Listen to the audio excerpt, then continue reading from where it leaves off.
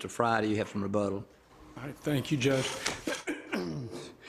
My colleague cited another Georgia Supreme Court case that was before this court's decision in Southern Railway, and the quote she used from it was that the plaintiff must produce evidence rendering other causes less probable. That's not the standard that the Court of Appeals used in this case. In this case, the Court of Appeals said plaintiff must show the only reasonable hypothesis for why they became ill was due to acts or omissions of the defendant to the exclusion of all other reasonable theories, not just that they're less probable. They must be excluded. That's not supported by any Supreme Court decision that's been cited or any that I'm aware of, and it's contrary to this court's holding in Southern Railway versus Georgia Craft. Do you agree? Do you agree with the less probable standard? I think that is the standard at trial for a jury to decide.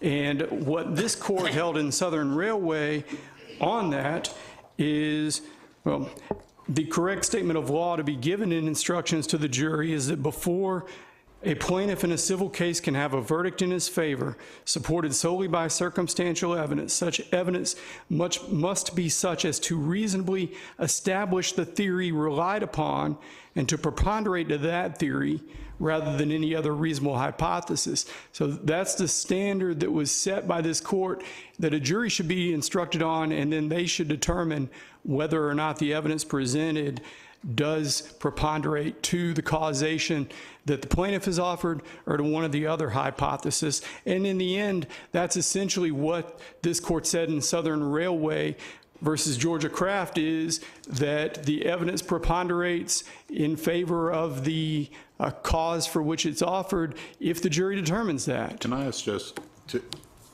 you're not arguing that simply if you get sick after eating, you can point back.